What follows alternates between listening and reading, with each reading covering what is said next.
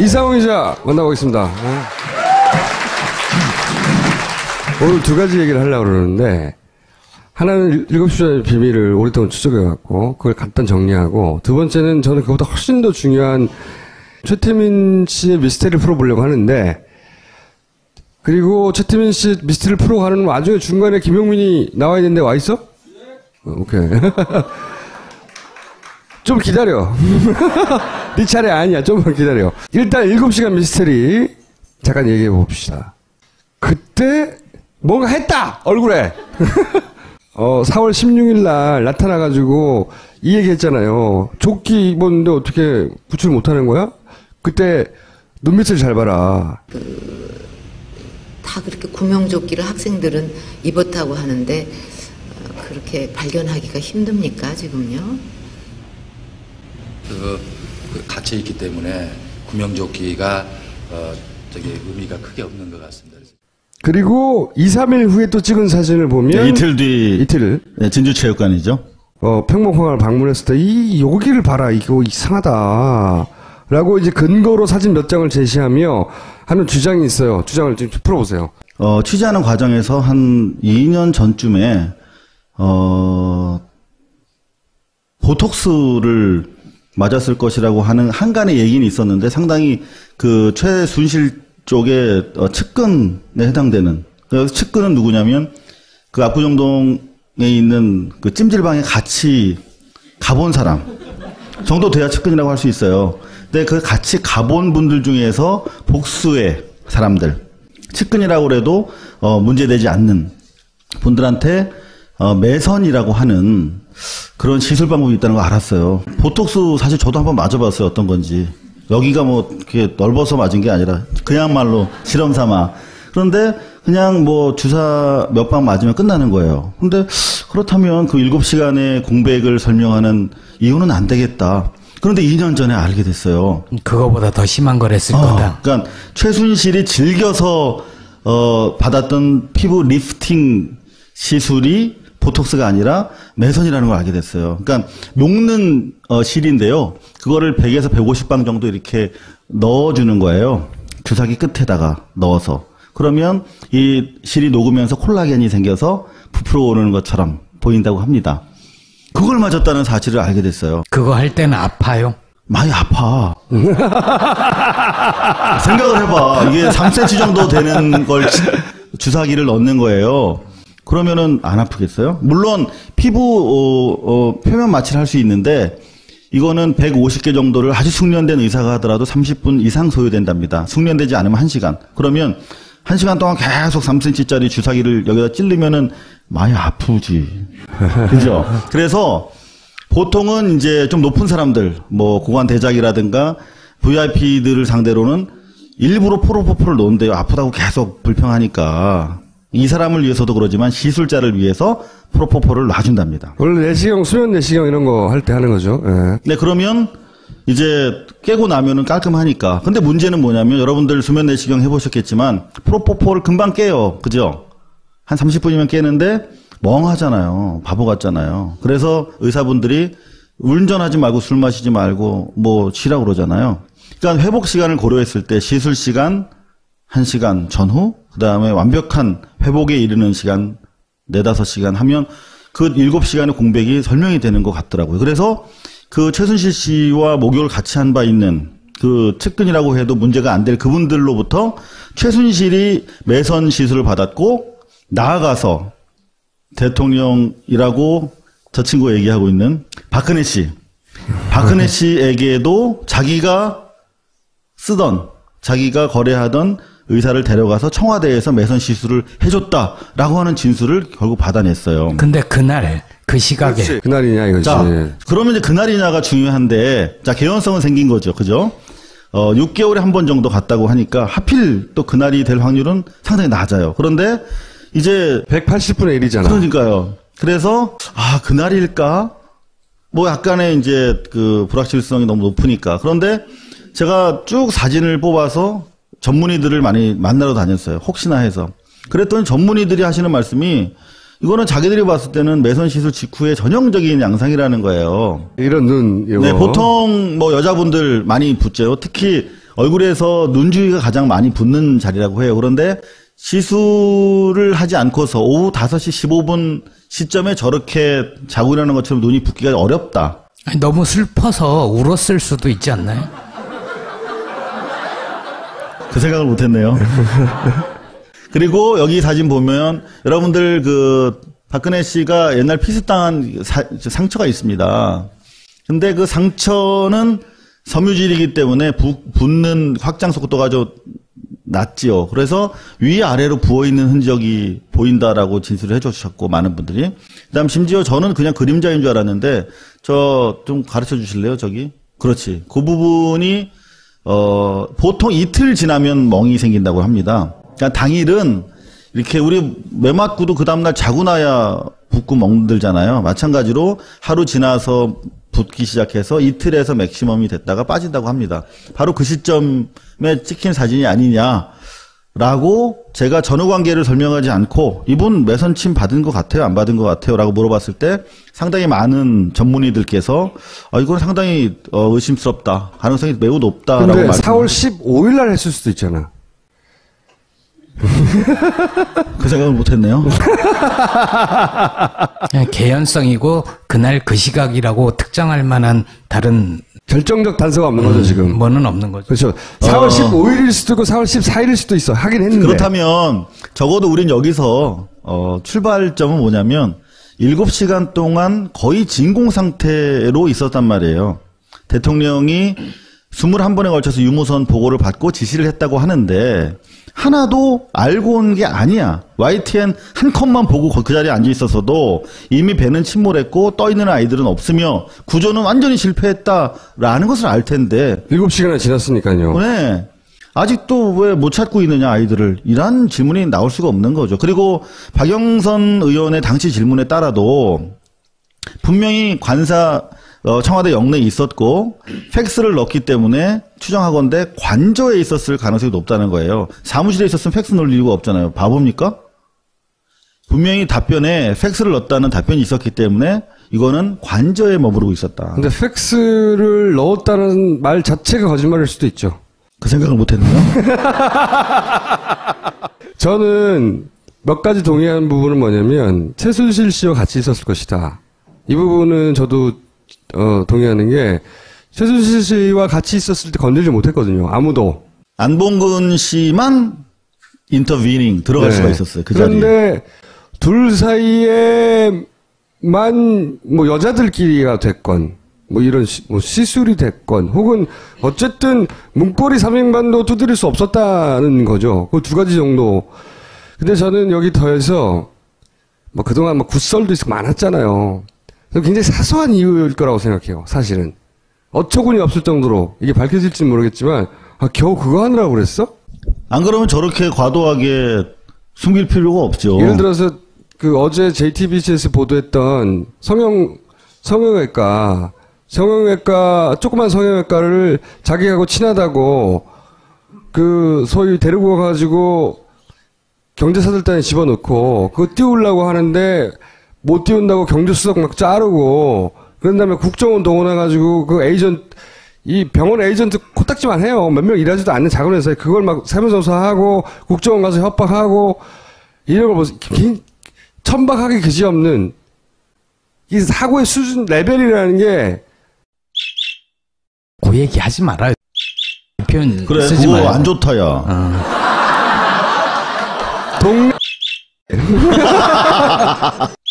그거 안 좋은 건데. 씨발 할 말이 없네. 여기 나왔다, 여기. 알고 보면 어처구니 없을 수준의 별일 아닌 거 하느라고 자기들끼리 시간을 보내다가 아무도 거기다가 대통령이라고 꼬래. 그걸 아무도 개입을 못한 거야. 이 정도는 생각하는데 이거로 몰아가는 거는 위험이 좀 있을 수도 있어요. 미용상 할 수 있다고 생각을 해요. 네. 근데 그렇죠, 네. 대통령은 공무원이잖아요. 최고 공무원이고 그 시간은 업무 시간이었잖아요. 근데 그랬다고요? 그날 일정이 없었어, 공식 일정이. 저는 뭐 이런 거 있잖아요. 마사지 하다가 잤어, 둘이 떠들다가. 뭐 이런 수준의 어처구니 없는 거일 수도 있다. 라고 생각하는데, 이 경우 같은 경우에 이제, 반론을 당할 위험 좀 있어요. 하필이면 15일 날 했어. 뭐 이렇게 들고 나온다든지 거꾸로. 그러나 어쨌든 동의하는 부분은 이 정도 수준은 어처구니 없는 것일 것이다. 라는데 동의합니다, 저는. 그 어처구니 없는 작은 일들과 큰 일, 그리고 공사와 사사를 구분 못한 정권이 바로 이 정권이거든요. 그래서 저는, 그런 의미에서 어제 여러분들 보셨습니다만은 JTBC의 김모 의사분 같은 경우에 사실은 제가 최순실 씨가 매선 시술을 받은 5명의 의사가 있어요. 그래서 그 5명을 다 확보를 해서 다 만나왔어요, 사실은. 네. 좁혀 나왔는데 그분 중에서 가장 가능성이 높은 분이었어요. 5명 중에 5명 중에. 들어갔던 네, 실제로 들어갔다고 주변에 얘기했다는 정황도 있고. 청와대에 들어갔다고 네. 추정하고 있는 5명 후보 중에 이 사람이 가지 않았을까 싶었다 이거죠. 그리고 이분은 매선을 다른 분들은 원래 그 최순실의 야매를 좋아한다고 하잖아요. 그래서 전문의들이 아닌 경우가 많아요. 이분도 전문의는 아니에요. 외과인데. 근데 그분들 중에선 제일 정통한 분이야. 그러니까 그 녹는 실을 가지고 특허도 내고 이게 제대로 하는 분이에요. 그래서 자기도 만족을 했을 거고, 충분히 권할만 하다. 근데 이분이 의료 기록을 JTBC에서 내놓으라고 그러니까. 특히 프로포폴. 하여튼 그 기록을 다 파쇄했다는 거 아니에요. 그러니까요. 개연성이 높아지기 시작하는 환자 기록은 환자와의 어떤 그 법리적인 문제 때문에 공개할 수 없다라고 했다는데 그분이 바로 누구냐면 옛날에 아실 텐데 유명 연예인의 의료 기록을 자의로 깠던 분이에요. 그분이 먼저. 근데 이제 와서 환자 프라이버시 때문에 깔 수 없다고 얘기하는 건 얘기 안 되는 거죠. 그 김모 의사는 지금 어디 갔습니까? 3일 전부터 출근 안 하고 있는데 여하튼 저희가 지금 접촉하고 있는 5명의 의사 중에 하나가 시술했을 것이 대단히 분명하고 그분들 지금 알리바이를 다 캐고 있기 때문에 이 가설 현재로는 의혹입니다만은 여기까지 하고요. 오늘 하이라이트를 사실 풀어보려고 하는 게 뭐냐면 이들의 관계에 대해서 오늘 한번 풀어보려고 합니다. 관계에 대해서. 여기 굉장히 그 중에 결정적인, 본인은 그렇게 결정적인 인터뷰를 한 건 몰랐겠지만, 결정적인 인터뷰를 했거든요. 지금까지 알려지기로는 최태민 씨가 이렇게 등장을 해요. 아까도 보여드렸지만, 교주였대잖아, 교주. 응? 교주. 이것도 소장님이 남긴 유인물 중에, 기록물 중에 하나예요. 보면, 73년 7월까지 영세 교주 역할을 하고 있었어요. 그리고, 당시 정보기관에 남긴 기록도 보면 이때부터 이제 이 종교인의 길로 들어갑니다. 그때 당시 이름은 최태운이에요. 7병원 개명했다고 하는 건 사실관계가 좀 잘못된 거예요. 6개 가명이 있었고 법적 개명 한 번밖에 안 합니다. 뒤져보면. 왜냐면 당시는 개명이 엄청나게 어려웠거든요. 범죄자들이 빠져나간다고 개명을 못하게 했는데 이 사람은 범죄자 중에서도 범죄자였거든요. 근데 개명을 해요. 그 얘기 좀 하겠지만 어쨌든 이때 승려가 되고 이때 공화당 중앙위원을 했다고 하는 특이한 기록이 있습니다. 굉장히 이 뭐지 이거? 박정희의 공화당이잖아요. 그리고 대략 69년부터 이 사이비 교주의 길을 걸어가기 시작해요. 응? 그래가지고 기록에 남아있기로는 74년 8월까지도 본인을 태자마마라고 하는 사이비 교주였어요. 이게 당시 정보기관이 남긴 기록이에요, 이게. 조사를 해가지고. 그런데 지금까지 정설로 굳어진 스토리라인은 뭐냐? 기존 소리 이겁니다. 2월 달에 최태민이 박근혜에게 편지를 보내. 응? 어머니 목소리를 듣고 싶을 때 나를 통하면 항상 들을 수 있다. 우리가 계속 들어왔던 영매설 이거잖아요. 중정 보고서에도 어쩌고저쩌고 75년 2월 말경에 박근혜에게 편지를 보내서 어쩌고저쩌고. 이게 우리가 알던 소리예요. 최태민이 박근혜에게 접근하여 엄마를 만나게 해줄게. 현혹해서 실제로 3월 6일 날 청와대에서 만난다. 이렇게 모든 일이 이루어졌다. 이게 기존 소리예요. 난 이게 말도 안 된다고 생각해요. 말도 안 되지만 저게 정사죠. 이게 기록과 증언에 따른 정사. 이게 정사로 남아있고, 이게 언론은 아직도 이걸 반복하고 있어요. 그래서 소위 불쌍한, 부모를 잃은 불쌍한 어린 딸이 아버지한테 이 사람 이렇게 얘기하는데 딸을 이기는 아버지가 어딨냐고 저도 말도 안 되는 소리가 정사로 되어 있다고 저는 생각해요. 왜 그렇게 생각하느냐? 그 스토리를 깨는데 결정적인 인터뷰를 본인이 했어요. 제가요? 네. 그래서 부른 거야, 오늘은 사실 7시간이 아니라. 7시간은 보너스였고. 네, 보너스. 네. 그게 나왔으니까. 2년이나 주장했으니까. 보세요.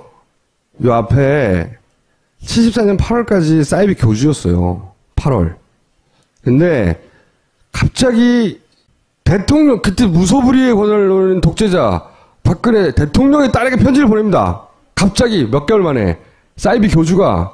그리고 실제로 만나요. 3월 달에 만난 이후에 4월 달에 갑자기 구국 선교단의 총재가 돼요. 총재. 한 달 만에 선거에. 이게 75년 4월 23일에 동아일보 기사예요. 총재! 이거는 경향신문 75년자 5월 한 달 후에 기사인데 5천의 신도가 모인 임진각에서 구국 기도회를 격려하고 있는 거야. 이때 최태민 총재가 나타납니다. 최태민 총재. 그리고 구국 십자군 헌장이 초본, 이것도 역시 탁 소장이 남긴 거. 이 중요한 기록들을 탁 소장님이 남겼어요. 역사에 굉장히 중요한 역할을 한 분입니다, 이분이. 이게 75년이에요, 역시. 이게 이제 인쇄물로 정말로 헌장이 되는 게 역시 탁 소장이 남긴 기록입니다. 5월달 언젠가입니다. 헌장이 만들어져. 내용을 보면 전국 조직이에요. 군대 조직하고 똑같이 만들어요, 완전히. 그리고 이 사람이 결국은 이제 공식적인 단합대회도 하고 신문에 막 나와요. 이제 막 기독교인데 군복 입고 있어요. 다 골때 지금으로 상상도 할 수 없는 그림인데 합니다. 이런 거 5월달에. 그다음에 6월달에 직자로 창문을 해요. 만난 지 3개월 만에 전국 조직 창문을 한다고. 하나님을 위하여 나라를 위하여. 내용을 보면 구국 선교단이라는 것도 그때 같이 만들어져요. 취지 목적 막 나와. 이거 다 탁소장님이 남긴 겁니다. 이거 안 남겼으면 우리가 이걸 추적할 수 없었을 거야. 중요한 내용이 기독교 조직인데 멸공하자고 모이는 거예요. 여기가 멸공국이라는 단어를 씁니다. 이 선언문이나 또는 선서문에 보면 다 멸공국이라고 해요. 최태민 씨가 관련된 모든 단체의 키워드에 멸공국국. 그래서 누구를 인터뷰했다고? 기다려봐요. 이 3개월 만에 이미 박근혜 대통령이 여기 참가해요. 응? 그 다음에 이 사람이 유경수 추모 예배도 이 사람이 주최합니다. 구국 선교단, 십자군 총사령부, 선교단 여성부. 그리고 이 사람이 의사회하고 막 자매결연도 맺어요, 막. 그리고 1년 후에는 이제 이걸 다 먹었어요. 구국 선교단, 구국 여성보건단, 구국 십자군 다 먹어가지고 총재 최태민이 막 신문에다 이따만한 광고도 내요. 그리고 이건 상상할 수 없는 사진이에요. 이런 사이비 교주가 1년 만에 대통령하고 마주 앉아가지고 이 사진 찍는다는 거는 우리가 언론에 많이 봤잖아요. 이 사람이 사이비인 거 몰랐을 것 같아요? 그럼 박정희 대통령은 과연 박근혜 대통령을 통해 최태민을 만났는가 이런 질문을 해야 하는 거예요. 근본적으로. 자, 이런 얘기가 등장하죠. 우리가 만났잖아? 신동욱 씨가 인터뷰를 해가지고 아니야 유경수 살아있을 때 최태민 나왔다니까? 이런 얘기 우리가 지난 시간에 들었잖아요. 근데 이제 신동욱 씨는 본인이 직접 본 게 아니잖아요. 그리고 박근영은 그때 어렸어요. 그죠? 그래서 자기가 기억하는 것만 말한 거예요. 엄마가 그렇게 얘기했다고. 그리고 보세요. 김재규가 항소 보충 이유서라는 걸 남깁니다. 최태민, 우리가 아까 처음에 본 영상이 있죠. 우리 그 사공화국 영상. 최태민 부정행위를 정확하게 파악했는데 박근혜 양을 그 단체에서 손을 떼게 하기는커녕 오히려 박근혜를 총재로 하고 최태민을 명예총재로 올렸다고. 박정희가 다 들었어. 돈 해먹고요. 사이비 교주 다 얘기했는데 그 얘기를 듣고 그 새끼 죽여버려 한 게 아니고 이렇게 했다고. 조치를. 이게 이해가 돼요? 자기가 아끼는 큰딸한테 사이비 교주가 붙어서 돈을 해먹고 있어요. 그거 왜 남겨도. 기존 스토리 라인을 보면 전 말도 안 되는 거라고 봐요. 그래서 틀림없이 미리 알았을 거라고 오랫동안 생각이 왔는데 44번인가 범죄를 저질렀다고 기록에 남아있는 게. 그러면 국가 권력을 다 쥐고 있는 사람이 그 기록 못 받겠어요? 이 사기꾼이잖아. 알았을 거야. 근데 그런 사람 이름 못 바꾸게 하려고 만들어 놓은 불어의 원칙이 바꿔줘. 이름을 최태민이 딱 한 번 바꾼 거예요. 법적으로는. 자, 근데 고발뉴스가 등장합니다. 이제 드디어. 응? 이 양반이 막 쑤시고 다니거든요. 근본도 없이. 아무데나 막.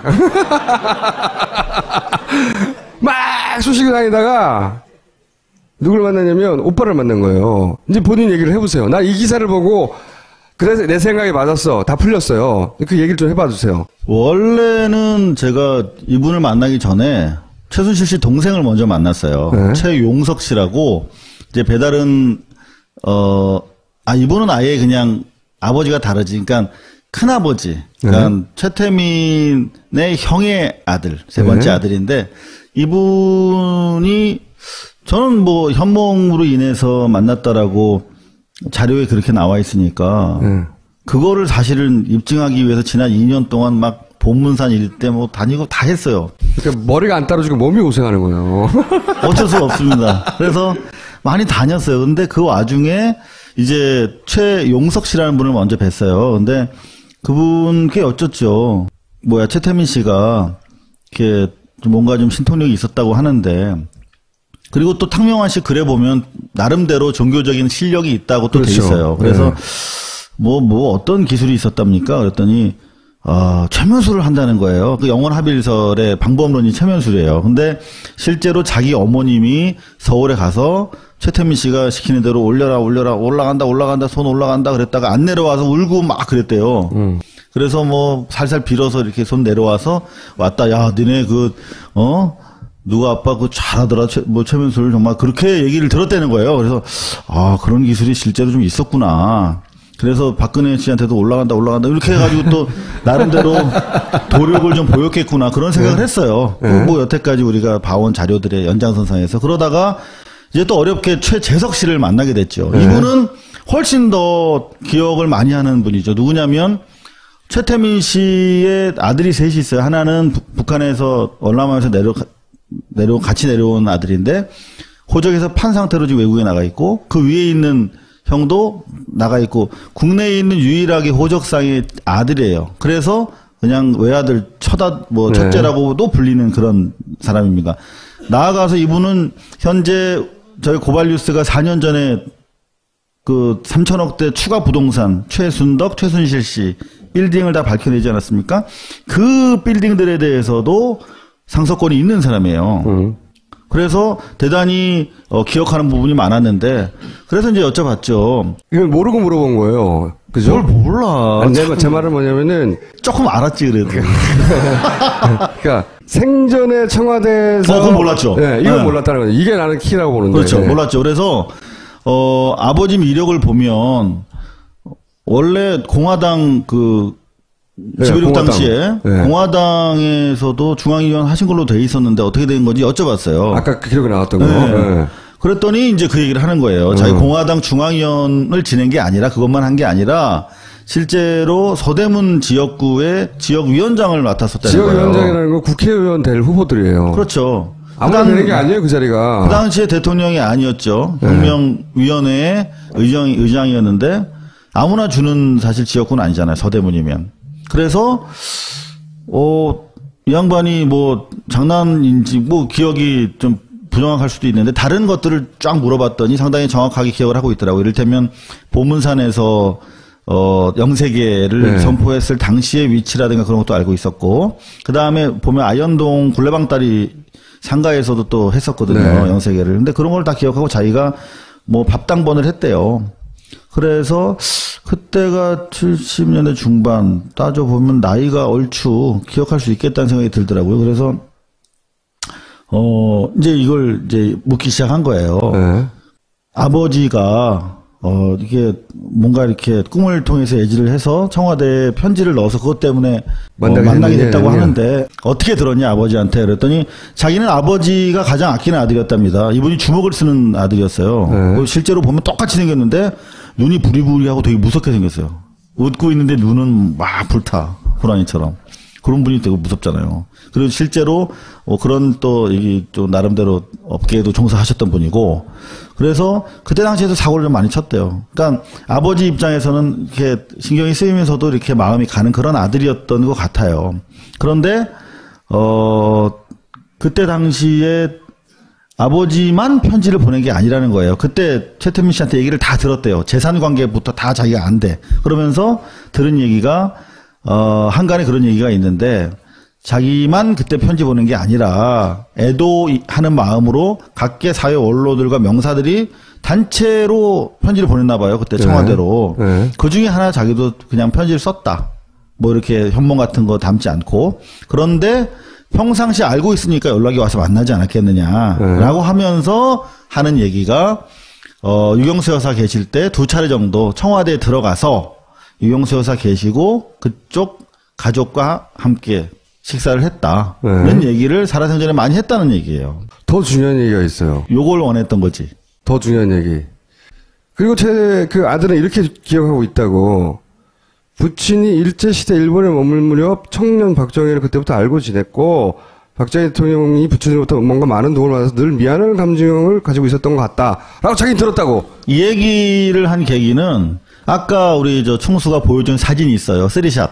네. 그 소파에 앉아있는 3명이 앉아있는 자리. 네. 근데 이게 그 당시에 정말 서슬시퍼런 독재자 박정희 씨 앞에서 저렇게 앉아있을 수 있겠느냐. 그냥 친분 없이 하면서 그 사진 얘기를 하면서 꺼낸 얘기예요. 그러니까 원래 아버지랑 박정희랑 상당한 교류가 있었고, 과거에 지역구를 받을 때도 그랬고, 그 이후에도 계속 교류가 있었다는 거예요. 그러니까 이 사람의 주장은 아버지가 원래 정치랑 종교랑 사회복지에 관심이 있었다고 하는 거예요. 그러니까 주장을 제가 전하는 겁니다. 이건 뭐 판단은 여러분들이 하시고 차후에 검증이 필요하겠습니다만, 정치를 했으면 아버지가 원래 이게 말빨이 좋았기 때문에 지인들이 다 총리까지 했다는 거예요. 그러면서 총리까지 했을 텐데 정치의 환멸을 느끼는 계기가 있었다. 그래서 내려간 것이다. 그리고 그때 승려를 했던 것은 자기가 종교활동 차원에서 한 것이지 그게 뭐 아주 본격적인 건 아니었다라고 주장을 하고 있어요. 그래서 내려가서 이제 종교활동을 하면서 사실 종교가 대단히 정치적인 아젠다를 가지고 있는 종교다. 이게 사회 참여적인 종교고 지금 뭐 종파적으로 다 뭐 이렇게 통합이 안 돼 있기 때문에 그거를 사회 통합 차원에서 천주교, 기독교, 이렇게 유교 이렇게 통합하기 위한 정치적인 아젠다를 가지고 있는 것이고 어떤 그 세계 평화로 나아가는 뭐 그런 아주 독트린을 가지고 있는 것이었다라고 주장을 하더라고요. 그래서 자기 정치적 경험이 종교에 담겨서 그런 활동을 했던 연장선상에서 이후에 대통령도 관계를 지속적으로 가질 수 있었다라고 주장을 하고 있습니다. 최태민 씨의 기록을 보면 일본 시대 수사였어요. 43년부터 네. 말에. 해방되고 나서는 이제 여러 가지 다른 일을 했지만 일본 일제 시대는 순사였고 일본군 장교 출신이죠. 무슨 도움을 주고 받았는지는 알 수 없어요. 근데 인연이 있을 법도 하죠. 직업상. 그렇죠. 직업상. 친일의 전선에서 함께 동지적인 상태에 있었던 거죠. 한 사람은 경찰이고 한 사람은 비슷한 시기에 순사. 한 사람은 일제 또 군인이었고. 네. 순사와 군인. 네. 그런데 생각해 봅시다.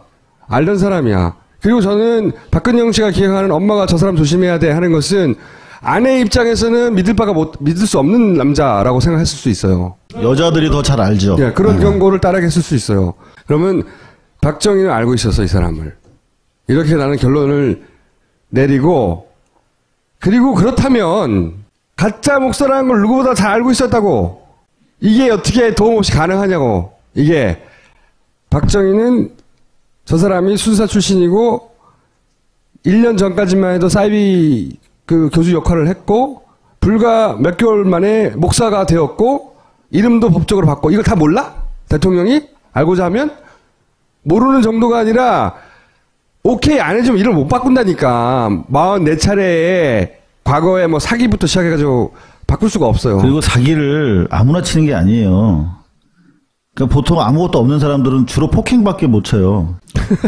뭐가 있어야 사기를 칠 수 있는 거예요. 그런데 보면 최태민 씨 같은 경우는 그 중앙위원하고 지역구를 관리했다고 하는 그 이후에도 보면 자료에 따르면 무슨 뭐 공기업의 간부를 지내기도 하고 맞아요. 그 와중에 사기를 치고 막 그래요. 그러니까 이 양반이 전혀 완전히 무식쟁이로서 무슨 뭐 완전히 이렇게 우리가 생각하는 상상하는 그런 박수무당은 아닌 거죠. 그러니까 종교적으로도 정치적으로도 능통하고 종교적으로도 남 사기칠 수 있을 정도의 뭐가 있는 거예요. 그리고 일제시대 때 순사를 했으면 그럼요. 그 시류의 흐름을 빨리 읽고 그 내가 집안에 언제 대해서도 조사를 하고 있는데 그 최태민 씨의 형님 같은 경우는 부산 항만에서 조사 과장을 했던 분이에요.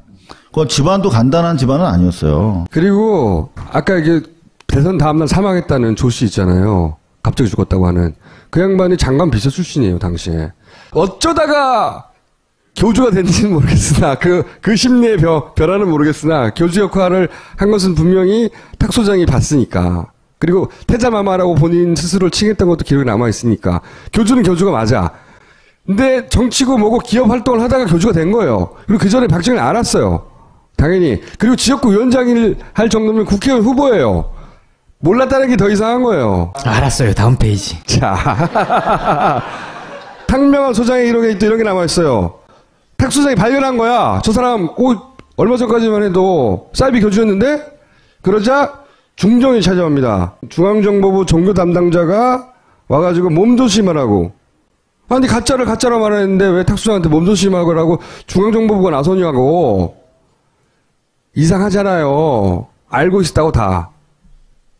이거 왜 이렇게 했을까? 왜? 김용민 나와.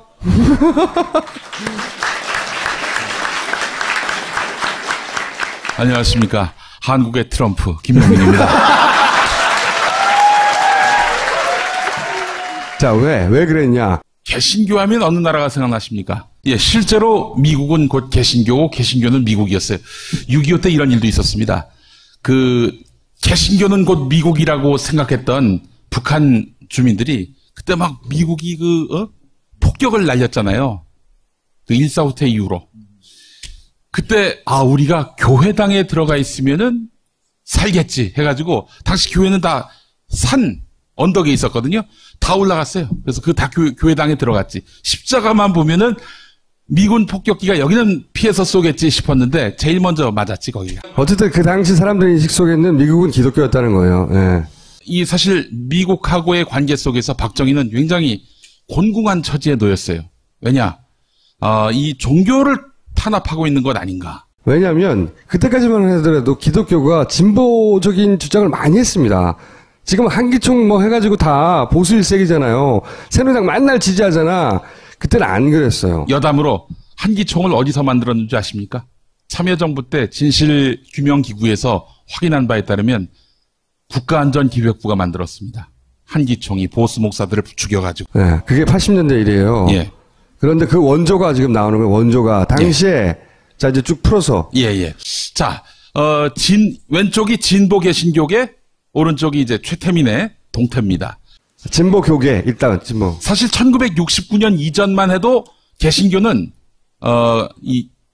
이승만 박정희 권력에 달라붙었던 거의 합일체였습니다. 자, 그런데 69년부터 서서히 틀어지기 시작했는데 삼선개헌 이것을 발표하면서 당시 NCC, 지금의 한국기독교교회협의회라는 연합기구에서 반대를 했습니다.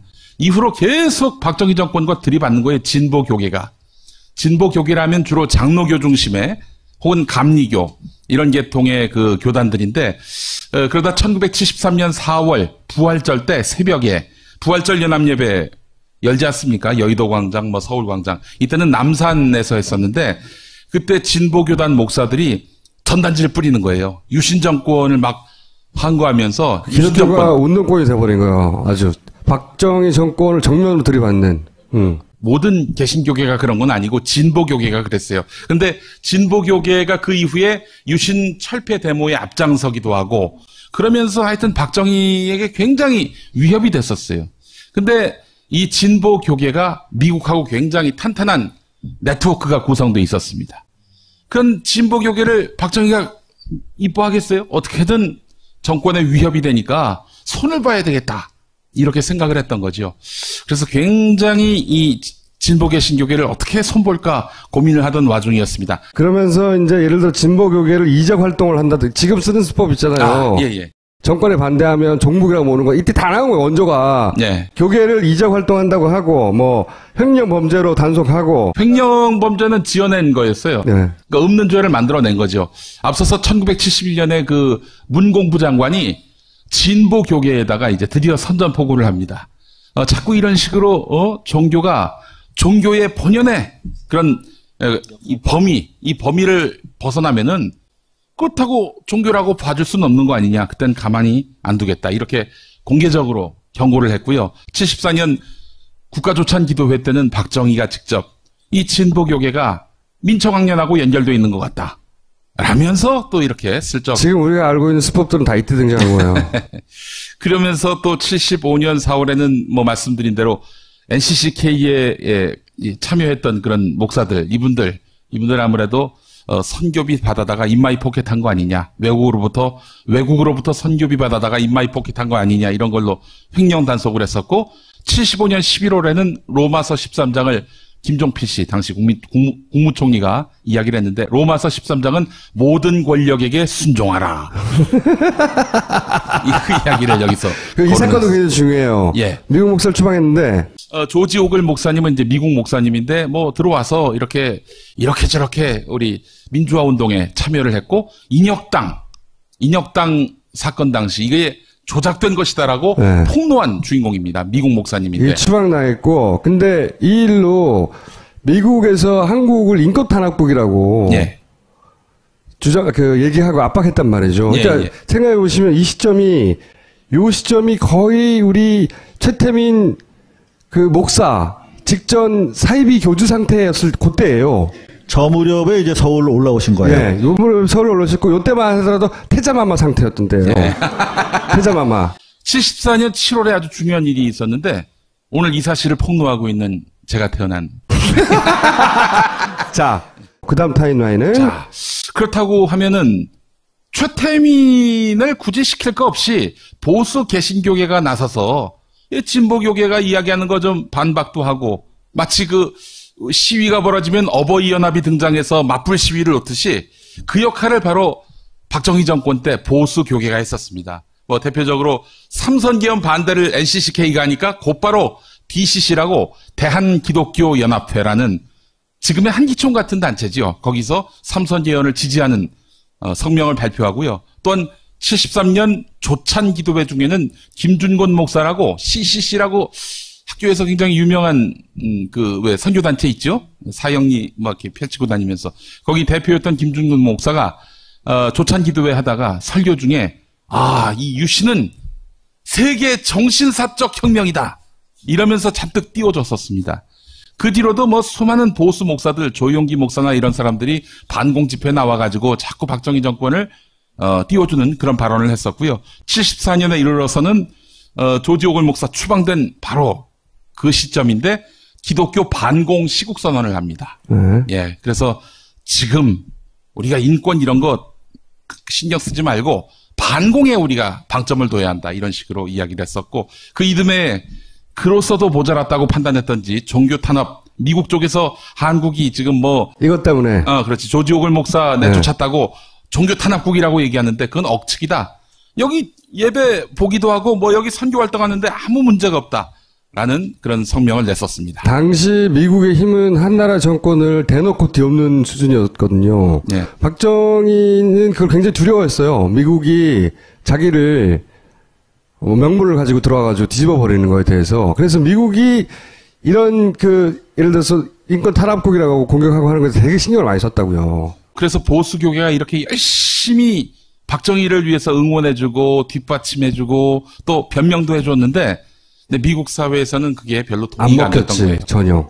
이쪽 사람들이 훨씬 미국하고 커넥션이 좋았거든요. 예. 당시에 막 정권을 이렇게 옹호하고 다녔던 목사들의 배경을 따져보면은 미국 교계하고 그렇게 연관이 없는 뭐 침례교, 순복음, 그리고 장로교라 하더라도 너무 보수적이어서 미국하고는 연이 끊어져 버린 그런 목사들.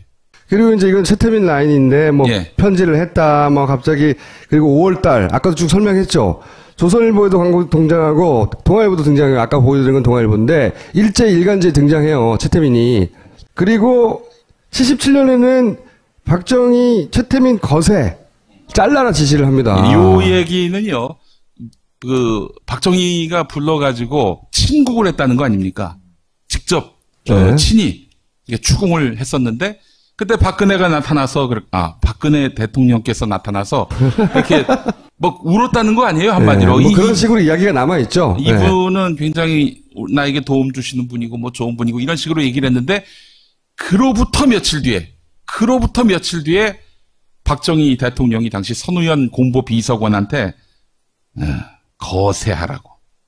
물론 거세하지 않았고 이게 다 일화들이에요. 그러니까 만약에 진짜로 최태민을 제거할 필요가 있었으면 정권 차원에서 박정희 대통령 입장에서 이건 쉬운 일이에요. 사라지게 하는 건. 이게 뭘 뜻하냐. 작품이라는 거예요. 박정희의. 결국은. 작품이고, 그러니까 박정희는 최태민이 이미 알고 있었고, 당시 진보적 교계를 탄압할 필요가 있었는데, 동시에 기독교 탄압이라는 미국의 어떤 압력을, 반발을 피해야 할 필요가 있었고, 그러니 교계 내에서 기독교가 기독교를 제압하는 형식이어야 했고, 그런데 기존의 보수 기독교가 가지고는 그게 안 되고, 그러자 관면 기독교 조직을 만들 필요가 있었고, 그런데 그거를 아무나 할 수 없는데, 소위 이렇게 정치적인 감각과 사이비 교주의 능력을 가지고 있었고, 본인도 사전에 알고 있고, 또 아마도 신세 전적이 있었던 최태민을 불러서 이름을 바꿔주고 신분 세탁을 한 다음에 이걸 맡긴 겁니다. 얘기를 듣다 보니까 진짜 교주 같다. 직업을 잘못 선택했어. 또 최태민이 그냥 나 목사다 하고 짠 하고 나타난 거 아닙니까? 75년에 4월경에. 그런데 이러면은 안 믿을 것 같으니까 또 최태민의 그 목적 또 미션 가운데 하나가 이 기존의 개신교계를 포섭해서 그 한마디로 개신교의 리더 이런 역할까지 이 골 때리는 건 진짜 하부 조직은 진짜 목사였어요. 대빵이 가짜 목사인 거야. 그래서 임진각에서 그때 집회를 했을 때 우리 기독교가 반공으로 총화 단결해야 한다. 지가 사입인데 다른 기독교 목사들한테 우리 다 같이 총화 단결하자. 이거 뭐겠어요. 그러니까 반공, 그러니까 친정권 조직체로서 교회가 하나의 어떤 큰 단결체를 만들자라는 정치적 포석이 깔린 것 같은데, 그런데 이제 사실은 이렇게 최태민이 설치고 다니니까 진짜 목사는 아닌 거죠? 전혀 아니죠. 네. 네. 아니 예배를 집도할 능력이 없어서 실제 예배할 때는 집도를 못했대요. 실제로 그 통상 이제 목사들이 마지막에 할 때 축도하지 않습니까? 네. 축도할 때 어떻게 합니까? 그냥 먼저 형식이 딱 나와가지고 있잖아. 지금은 네. 우리 주 예수 그리스도 이렇게 나오잖아요. 네. 근데 이분이 그걸 몰라가지고 원고를 써갖고 간 거야. 원고를 써갖고 왔는데 지금은이라고 시작해야 되는데 축도 지금은 자, 왜 이런 스토리가 지금까지 정설로 남아 있었을까? 그리고 왜 김재규는 이런 보고를 했을까? 저는 이제 제가 공작을 겪다 보니 공작의 기본 생리가 그겁니다. 정보부도 다 그걸 알 것 같아요? 아니에요. 아는 것만 아는 겁니다. 그 기획을 한 쪽만. 그리고 실제 기록에 보면 정보부 내에서도 서로 채태민을 넣고 제거해야 된다느니 막 싸웠던 기록이 있어요. 몰랐던 거예요, 다는. 다 알지 못했던 거예요. 근데 박정희가 직접 알던 사람이었기 때문에 더욱 은밀하게 스토리 라인을 만든 거죠. 딸한테 이렇게 접근해서 딸이 이제 정신적 위로를 받으니까 그래서 이런 걸 만드는 걸로 스토리 라인을 만든 거야. 실제로는 박정희 작품이라는 겁니다. 그렇게 이해하지 않으면 절대 있을 수 없는 일들이 너무 많아요. 그럼 역할이 뭐였냐? 저는 그럼 어떻게 이렇게 오래 살아남을 수 있을까? 역시 탁수상에 남긴 기록입니다. 탕명은 전설적인 인물이라고 우리 길이 길어야 된다고 봐. 근데 이분은 이렇게 얘기하거든. 검은 안경을 끼고 재벌들에게 전화해가지고 박근혜를 팔았다 이거지. 안종범이 한 일을 직접 하셨네요. 안종범이 한 일과 최순실이 한 일을 종합해서 본인이 다 한 거지. 보통 분이 아니에요. 네. 건설 관계사 전화로 찾아가고 공사 계약 따는 납품 완전 다 한 거야. 다. 지금 최순실이 모조리 다 해먹듯이 아버지는 실제로 그런 회사에 근무하기도 했고 정치판에도 있었고 사이비 교수도 역할을 했고 이제는 정목적 조직에 정권이 봐주는 그리고 박근혜 붙여줬잖아. 스토리 라인을 그렇게 만들어 놓고 이게 미국이 보기에도 자연스럽잖아요. 딸이 이렇게 해가지고 박정희가 만든 관변 조직이 아니라 이렇게 자연스럽게 된 거야. 자기 변명을 한 겁니다. 이게 기본적으로. 그런데 이런 걸 막 해먹은 거지. 그런데 조석재 씨가 아까도 얘기했잖아요. 문화공보부 장관 비서를 했대요. 대선 다음날 갑자기 사망했다고 하는 그 양반. 그런데 그 양반이 이런 얘기를 합니다. 돈 관리는 최태민이 했다고. 조선재 씨가 이렇게 말합니다. 그네가 그렇게 시키고 다른 사람은 절대 맡기지 말라고 했다고.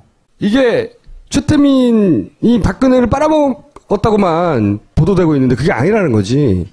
자기 재산 관리를 맡긴 거예요, 실제. 이 관계를 총 정리하면 이런 겁니다. 정권 유지를 위해서 최태민을 고용을 했어. 근데 최태민은 자기 권세를 계속 유지하려면 박근혜를 이용해야 돼. 그리고 박근혜는 재산을 계속 지키려면 최태민을 활용해야 돼. 그리고 최순실은 최태민에게서 엄마를 상속받은 거예요. 지난 시간에 엄마의 미스터리 얘기했죠. 물려준 건 엄마였던 겁니다. 엄마. 박근혜를 수십 년간 지탱시켜서 지배하면서 전화로 이래라 저래라 하는 그 관계의 핵심은 엄마였다는 걸 알았고, 최태민은 자기의 능력을 최순실한테 넘겨줬는데 그게 엄마였다. 엄마. 유경수. 자, 이제 최순실이 엄마야. 무당들이 잘하는 것 중에 하나가 목소리 흉내내고, 처음에 최태민도 그런 능력이 출중했다고 그러는데 유경수 흉내내면서 목소리 내고, 그 능력, 그 부분을 최순실 씨가 물려받은 것이고, 박근혜 대통령에게 최순실이 엄마인 거예요. 그러니까 엄마가 하라는 대로 하는 거예요. 엄마가 입으라는 옷 입는 거고요. 그거를 본 적이 있어요? 듣거나? 아니, 왜냐면 이게 되게 중요한 얘기인데. 지금 속으로 나보다 더 한다, 그러고 있는 거야.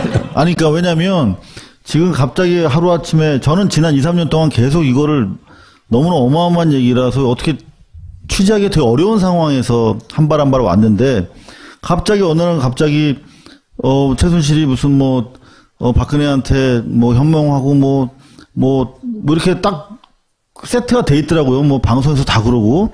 그런데 실제로 저는 2년 전에 그 최순실이 박근혜한테 현몽을 얘기한다는 진술을 복수로부터 들었어요. 근데 그거를 이제 팩트 파인딩하기 너무 어려워서 사실 계속 끌고 왔는데, 그거를 사실은 아마 저 말고는 거기 접근한 사람이 없을걸요? 근데 그거를 마치 지금 최순실이 저렇게 최태민에 이어받아서 박근혜한테 저렇게 하고 있는 거를 마치 본 것처럼 얘기해서 깜짝 놀라서 물어보는 거예요. 아, 진짜로. 지난 시간에 미스테리의 결정적 고리라고 했잖아요. 저는 누구한테 들은 얘기예요, 그거를? 본인이 어디서 들었나 보네? 제 별명이 김엄마인데. 박근혜 대통령이 우리가 참 말하는 걸 들어보니 멍청하다, 또는 말이 짧다, 또는 지적력이 떨어진다, 그 말이 다 맞을 수도 있지만 바보는 아니에요. 절대. 그러면 이때까지 살아남을 수 없는 겁니다. 부모가 둘 다 동시에 죽었잖아요. 믿을 수 없어요. 누구도. 옆에서 수발 들었다고 어린 시절에 그냥 믿어요? 그거를 최태민은 간파한 거고요. 거꾸로 거슬러가면 박정희가 자기 정권을 위해서 뿌린 씨앗이 그 지금의 파국으로 이어진 겁니다. 스토리 라인 전체를 보면 자기가 뿌린 씨앗으로 자기 가족 혹은 자기 신화가 완전히 해체되는 사태를 맞이한 거예요. 인간보의 역사에 남을 사례예요, 이게. 마치 지금은 언론에서는 박근혜를 이용하여 자기들 축자만 했다고 보도되잖아요. 아니라는 거지. 자기 재산이 그만큼 있다는 거 알아요. 재산 대리인이라는 것, 물론 그 과정에서 최씨가도 해먹었지. 그걸 기반으로 이자를 해먹든 또는 사이드로 해먹든 해먹었겠지 라고 추정하지.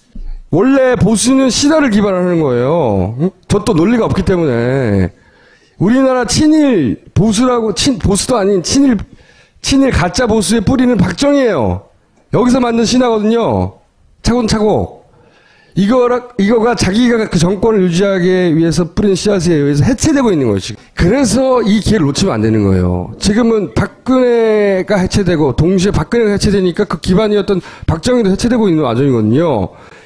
일어날 수 없는 일들인데, 그게 자기들 욕심에 뿌린 씨앗으로 이런 파국을 맞이하고 있는 겁니다. 이걸 놓치면 안 되는 거야, 절대로. 그러니까 지금의 이 추정되는 것들을 진실로 드러내기 위해서는 박근혜가 현직을 유지하면 안 된다.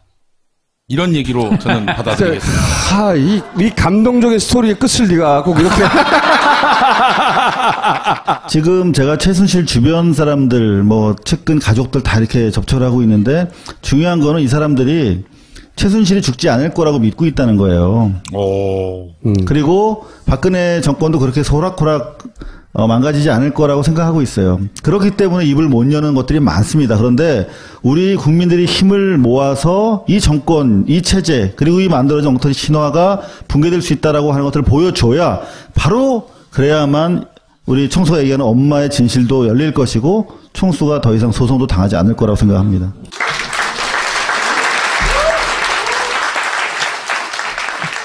다시 말씀드리지만 일부에서 제가 얘기한 것들은 다 소설이에요. 그럴 수 있지 않을까라고 생각하는 분들은 정신 차리세요. 소설이에요.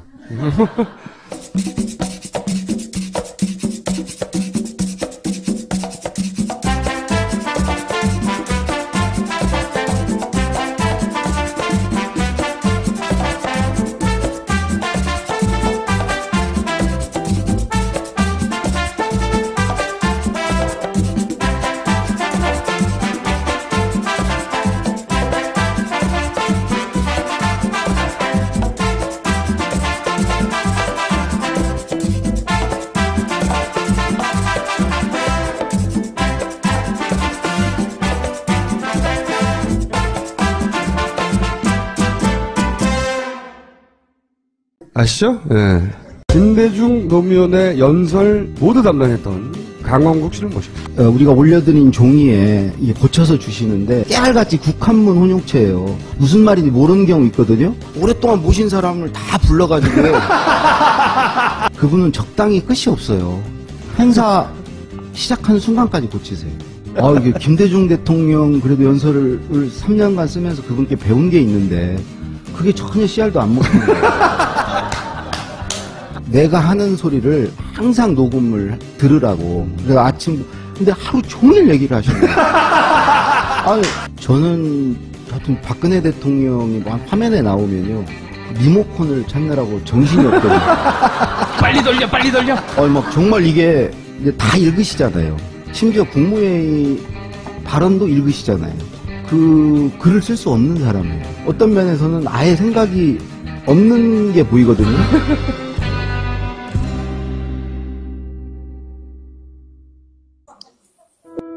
세상엔 많은 발걸음이 있습니다. 아가의 첫 걸음마, 발레리나의 우아한 점프, 도심을 거니는 바쁜 발걸음. 하지만 지금 이 순간 우리에게 가장 필요한 발걸음은 무엇일까요? 세월호의 진실을 밝히는 발걸음, 생명과 평화를 살리는 발걸음, 역사를 바로잡는 발걸음, 민주주의를 되살리는 발걸음. 지금 이 순간의 역사를 바꾸는 100만 시민의 발걸음. 11월 12일 2시 대학로에서 당신의 한 걸음이 필요합니다. 시민대행진 후원계좌 국민은행 011-201-04-181630. 제가 먼저 할게요. 술술 풀리고 음주 전, 음주 중, 음주 후 3개를 먹어야 되는 거야 이거? 음주 중에는 바쁜데. 어쨌든 한 포씩 그 와중에 섭취하면 숙취 해소도 되고 주량도 늘어나는 느낌이 든다고 합니다. 느낌. 네. 2갑 구매 시 1갑을 더 드리는 2+1 이벤트를 진행하고 있다. 보낭칠 이노큐인데요. 편안한 밤을 위해서 보낭칠 이노큐를 구매하는 분들이 늘고 있다고 합니다. 잠을 설치는 게 설레서가 아니라면 참 나쁜 거죠. 요새 우주도 기력이 딸리는지 편안한 밤을 위한 도움을 주지 않는 것 같습니다. 아무튼 잠을 잘 자기 위해서는 보낭칠 이노큐, 잠을 못 주무시는 편안한 밤을 위해서는 보낭칠 이노큐를 드시면 좋습니다. 딴지마켓에서 만나보세요. 자, 파인프라 치약. 요즘 문제가 되는 모든 성분이 없는 파인프라 치약은 생활용품이 아니라 약이라는 기본 인식에서 출발해서 개발을 했다. 네, 역시 딴지마켓에서 현재 스테디셀러로 팔리고 있는 치약입니다. 응답하라 2017. 정권 교체를 준비하는 더불어민주당 권리당원 모임이 2016년 11월 19일 토요일 오후 1시에 국회의관 제3 세미나실에서 참가비 10,000원으로 모신다고 합니다. 계속 3cm짜리 주사기를 여기다 찔르면은 많이 아프지.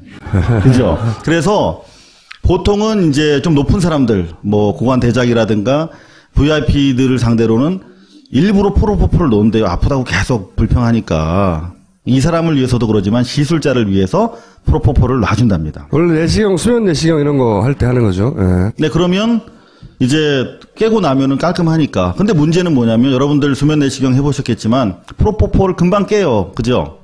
한 30분이면 깨는데 멍하잖아요. 바보 같잖아요. 그래서 의사분들이 운전하지 말고 술 마시지 말고 뭐 쉬라고 그러잖아요. 그러니까 회복 시간을 고려했을 때 시술 시간 1시간 전후, 그 다음에 완벽한 회복에 이르는 시간 4-5시간 하면 그 7시간의 공백이 설명이 되는 것 같더라고요. 그래서 그 최순실 씨와 목욕을 같이 한 바 있는 그 측근이라고 해도 문제가 안 될 그분들로부터 최순실이 매선 시술을 받았고 나아가서 대통령이라고 저 친구가 얘기하고 있는 박근혜 씨에게도 자기가 쓰던, 자기가 거래하던 의사를 데려가서 청와대에서 매선 시술을 해줬다라고 하는 진술을 결국 받아냈어요. 근데 그날, 그 시각에. 그렇지. 그날이냐 이거지. 자, 그러면 이제 그날이냐가 중요한데, 자, 개연성은 생긴 거죠. 그죠? 6개월에 한 번 정도 갔다고 하니까 하필 또 그날이 될 확률은 상당히 낮아요. 그런데 이제 180분의 1이잖아. 그러니까요. 그래서 그날일까? 뭐 약간의 이제 그 불확실성이 너무 높으니까. 그런데 제가 쭉 사진을 뽑아서 전문의들을 많이 만나러 다녔어요. 혹시나 해서. 그랬더니 전문의들이 하시는 말씀이 이거는 자기들이 봤을 때는 매선 시술 직후에 전형적인 양상이라는 거예요. 이런 눈, 이거. 네, 보통 뭐 여자분들 많이 붓죠. 특히 얼굴에서 눈 주위가 가장 많이 붓는 자리라고 해요. 그런데 시술을 하지 않고서 오후 5시 15분 시점에 저렇게 자고 일어나는 것처럼 눈이 붓기가 어렵다. 아니, 너무 슬퍼서 울었을 수도 있지 않나요? 그 생각을 못했네요. 그리고 여기 사진 보면 여러분들 그 박근혜 씨가 옛날 피습당한 상처가 있습니다. 근데 그 상처는 섬유질이기 때문에 붓는 확장 속도가 좀 낮지요. 그래서 위아래로 부어있는 흔적이 보인다라고 진술을 해주셨고 많은 분들이. 그다음 심지어 저는 그냥 그림자인 줄 알았는데 저 좀 가르쳐 주실래요? 저기. 그렇지. 그 부분이 보통 이틀 지나면 멍이 생긴다고 합니다. 그러니까 당일은 이렇게 우리 매 맞고도 그 다음날 자고 나야 붓고 멍들잖아요. 마찬가지로 하루 지나서 붓기 시작해서 이틀에서 맥시멈이 됐다가 빠진다고 합니다. 바로 그 시점에 찍힌 사진이 아니냐라고 제가 전후 관계를 설명하지 않고 이분 매선침 받은 것 같아요? 안 받은 것 같아요? 라고 이상훈 기자 만나보겠습니다. 오늘 두 가지 얘기를 하려고 그러는데 하나는 7시의 비밀을 오랫동안 추적해갖고 그걸 간단 정리하고 두 번째는 저는 그보다 훨씬 더 중요한 최태민 씨의 미스테리를 풀어보려고 하는데 그리고 최태민 씨 미스테리를 풀어가는 와중에 중간에 김용민이 나와야 되는데 와 있어? 오케이. 좀 기다려. 네 차례 아니야. 좀만 기다려. 일단 7시간 미스테리 잠깐 얘기해 봅시다. 그때 뭔가 했다! 얼굴에! 4월 16일 날 나타나가지고 이 얘기 했잖아요. 조끼 입었는데 어떻게 구출 못하는 거야? 그때 눈밑을 잘 봐라. 다 그렇게 구명조끼를 학생들은 입었다고 하는데 그렇게 발견하기가 힘듭니까 지금요? 그 갇혀 있기 때문에 구명조끼가 의미가 크게 없는 것 같습니다. 그리고 2-3일 후에 또 찍은 사진을 보면 네, 이틀 뒤 이틀 네, 진주체육관이죠. 평목항을 방문했을 때 여기를 봐라 이거 이상하다 라고 이제 근거로 사진 몇 장을 제시하며 하는 주장이 있어요. 주장을 좀 풀어보세요. 취재하는 과정에서 한 2년 전쯤에 보톡스를 맞았을 것이라고 하는 한간의 얘기는 있었는데 상당히 그 최순실 쪽에 측근에 해당되는 그 측근은 누구냐면 그 압구정동에 있는 그 찜질방에 같이 가본 사람 정도 돼야 측근이라고 할 수 있어요. 근데 그 같이 가본 분들 중에서 복수의 사람들, 측근이라고 그래도 문제되지 않는 분들한테 매선이라고 하는 그런 시술 방법이 있다는 거 알았어요. 보톡스 사실 저도 한번 맞아봤어요. 어떤 건지. 여기가 뭐 이렇게 넓어서 맞은 게 아니라 그냥말로 실험 삼아. 그런데 그냥 뭐 주사 몇 방 맞으면 끝나는 거예요. 근데 그렇다면 그 7시간의 공백을 설명하는 이유는 안 되겠다. 그런데 2년 전에 알게 됐어요. 그거보다 더 심한 걸 했을 거다. 그러니까 최순실이 즐겨서 받았던 피부 리프팅 시술이 보톡스가 아니라 매선이라는 걸 알게 됐어요. 그러니까 녹는 실인데요. 그거를 100에서 150방 정도 이렇게 넣어주는 거예요. 주사기 끝에다가 넣어서. 그러면 이 실이 녹으면서 콜라겐이 생겨서 부풀어 오르는 것처럼 보인다고 합니다. 그걸 맞았다는 사실을 알게 됐어요. 그거 할 때는 아파요? 많이 아파. 생각을 해봐. 이게 3cm 정도 되는 걸 주사기를 넣는 거예요. 그러면은 안 아프겠어요? 물론 피부 표면 마취를 할 수 있는데 이거는 150개 정도를 아주 숙련된 의사가 하더라도 30분 이상 소요된답니다. 숙련되지 않으면 1시간. 그러면 1시간 동안 해봤을 때 상당히 많은 전문의들께서 이건 상당히 의심스럽다. 가능성이 매우 높다라고 근데 말씀을 4월 15일 날 했을 수도 있잖아. 그 생각을 못했네요.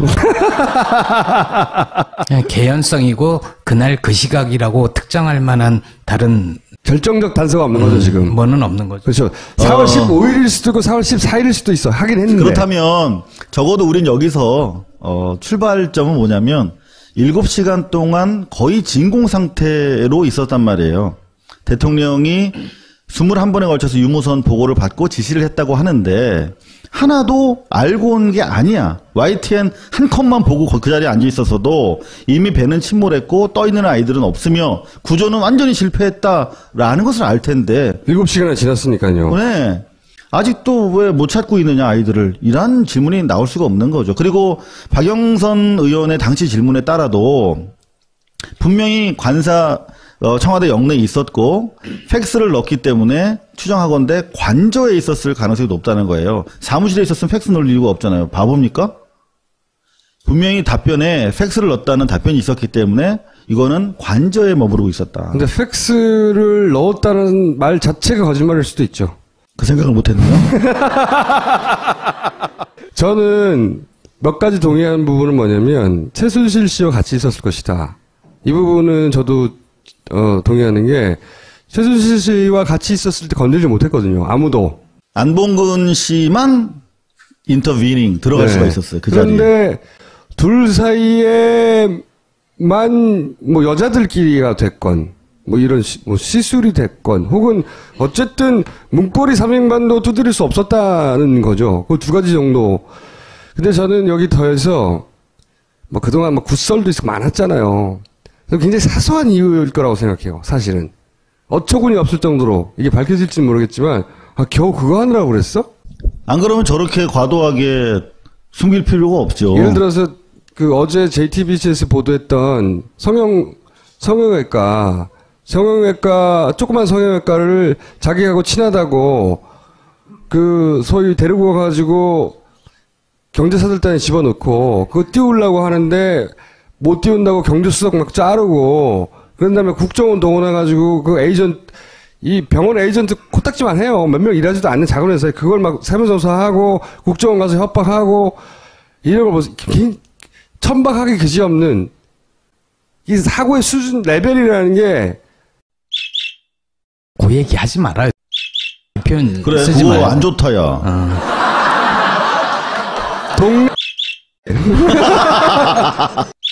그거 안 좋은 건데. 씨발 할 말이 없네. 여기 나왔다, 여기. 알고 보면 어처구니 없을 수준의 별일 아닌 거 하느라고 자기들끼리 시간을 보내다가 아무도 거기다가 대통령이라고 꼬래. 그걸 아무도 개입을 못한 거야. 이 정도는 생각하는데 이거로 몰아가는 거는 위험이 좀 있을 수도 있어요. 미용상 할 수 있다고 생각을 해요. 네. 근데 그렇죠, 네. 대통령은 공무원이잖아요. 최고 공무원이고 그 시간은 업무 시간이었잖아요. 근데 그랬다고요? 그날 일정이 없었어, 공식 일정이. 저는 뭐 이런 거 있잖아요. 마사지 하다가 잤어, 둘이 떠들다가. 뭐 이런 수준의 어처구니 없는 거일 수도 있다. 라고 생각하는데, 이 경우 같은 경우에 이제, 반론을 당할 위험은 좀 있어요. 하필이면 15일날 했어. 뭐 이렇게 들고 나온다든지, 거꾸로. 그러나 어쨌든 동의하는 부분은 이 정도 수준으로 어처구니 없는 것일 것이다. 라는데 동의합니다, 저는. 그 어처구니 없는 작은 일들과 큰 일, 그리고 공사와 사사를 구분 못한 정권이 바로 이 정권이거든요. 그래서 저는, 그런 의미에서 어제 여러분들 보셨습니다만은 JTBC의 김모 의사분 같은 경우에 사실은 제가 최순실 씨가 매선 시술을 받은 5명의 의사가 있어요. 그래서 그 5명을 다 확보를 해서 다 만나왔어요, 사실은. 네. 좁혀 나왔는데 그분 중에서 가장 가능성이 높은 분이었어요. 5명 중에 5명 중에. 들어갔던 네, 실제로 들어갔다고 주변에 얘기했다는 정황도 있고. 청와대에 들어갔다고 네. 추정하고 있는 5명 후보 중에 이 사람이 가지 않았을까 싶었다 이거죠. 그리고 이분은 매선을 다른 분들은 원래 최순실의 야매를 좋아한다고 하잖아요. 그래서 전문의들이 아닌 경우가 많아요. 이분도 전문의는 아니에요. 외과인데. 근데 그분들 중에선 제일 정통한 분이야. 그러니까 녹는 실을 가지고 특허도 내고 이게 제대로 하는 분이에요. 그래서 자기도 만족을 했을 거고, 충분히 권할만 하다. 근데 이분이 의료 기록을 JTBC에서 내놓으라고 그러니까. 특히 프로포폴. 하여튼 그 기록을 다 파쇄했다는 거 아니에요. 그러니까요. 개연성이 좀 높아지기 시작하는 환자 기록은 환자와의 어떤 법리적인 문제 때문에 공개할 수 없다라고 했다는데, 그분이 바로 누구냐면 옛날에 아실 텐데 유명 연예인의 의료 기록을 자의로 깠던 분이에요. 그분이 먼저. 근데 이제 와서 환자 프라이버시 때문에 깔 수 없다고 얘기하는 건 얘기 안 되는 거죠. 그 김모 의사는 지금 어디 갔습니까? 3일 전부터 출근 안 하고 있는데 여하튼 저희가 지금 접촉하고 있는 5명의 의사 중에 하나가 시술했을 것이 대단히 분명하고 그분들 지금 알리바이를 다 캐고 있기 때문에 이 가설 현재로는 의혹입니다만은 여기까지 하고요. 오늘 하이라이트를 사실 풀어보려고 하는 게 뭐냐면 이들의 관계에 대해서 오늘 한번 풀어보려고 합니다. 관계에 대해서. 여기 굉장히 그 중에 결정적인, 본인은 그렇게 결정적인 인터뷰를 한 건 몰랐겠지만, 결정적인 인터뷰를 했거든요. 지금까지 알려지기로는 최태민 씨가 이렇게 등장을 해요. 아까도 보여드렸지만, 교주였대잖아요, 교주. 응? 교주. 이것도 소장님이 남긴 유인물 중에, 기록물 중에 하나예요. 보면, 73년 7월까지 영세 교주 역할을 하고 있었어요. 그리고, 당시 정보기관에 남긴 기록도 보면 이때부터 이제 이 종교인의 길로 들어갑니다. 그때 당시 이름은 최태운이에요. 7병원 개명했다고 하는 게 사실관계가 좀 잘못된 거예요. 6개 가명이 있었고 법적 개명 한 번밖에 안 합니다. 뒤져보면. 왜냐면 당시는 개명이 엄청나게 어려웠거든요. 범죄자들이 빠져나간다고 개명을 못하게 했는데 이 사람은 범죄자 중에서도 범죄자였거든요. 근데 개명을 해요. 그 얘기 좀 하겠지만 어쨌든 이때 승려가 되고 이때 공화당 중앙위원을 했다고 하는 특이한 기록이 있습니다. 굉장히 뭐지 이거? 박정희의 공화당이잖아요. 그리고 대략 69년부터 이 사이비 교주의 길을 걸어가기 시작해요. 응? 그래가지고 기록에 남아있기로는 74년 8월까지도 본인을 태자마마라고 하는 사이비 교주였어요. 이게 당시 정보기관이 남긴 기록이에요, 이게. 조사를 해가지고. 그런데 지금까지 정설로 굳어진 스토리라인은 뭐냐? 기존설이 이겁니다. 2월 달에 최태민이 박근혜에게 편지를 보내. 응? 어머니 목소리를 듣고 싶을 때 나를 통하면 항상 들을 수 있다. 우리가 계속 들어왔던 영매설 이거잖아요. 중정 보고서에도 어쩌고저쩌고 75년 2월 말경에 박근혜에게 편지를 보내서 어쩌고저쩌고. 이게 우리가 알던 설이에요. 최태민이 박근혜에게 접근하여 엄마를 만나게 해줄게. 현혹해서 실제로 3월 6일 날 청와대에서 만난다. 이렇게 모든 일이 이루어졌다. 이게 기존설이에요. 난 이게 말도 안 된다고 생각해요. 말도 안 되지만 저게 정사죠. 이게, 기록과 증언에 따른 정사. 이게 정사로 남아있고, 이게 언론은 아직도 이걸 반복하고 있어요. 그래서 그 소위 불쌍한 부모를 잃은 불쌍한 어린 딸이 아버지한테 이 사람 이렇게 얘기하는데 딸을 이기는 아버지가 어딨냐고 저 또 말도 안 되는 소리가 정사로 되어 있다고 저는 생각해요. 왜 그렇게 생각하느냐? 그 소리를 깨는데 결정적인 인터뷰를 본인이 했어요. 제가요? 네. 그래서 부른 거야 오늘은 사실 7시간이 아니라 7시간은 보너스였고. 네, 보너스. 네. 그게 나왔으니까. 이전이나 주장했으니까. 보세요. 요 앞에 74년 8월까지 사이비 교주였어요. 8월. 근데 갑자기 대통령 그때 무소불위의 권한을 노리는 독재자 박근혜 대통령의 딸에게 편지를 보냅니다.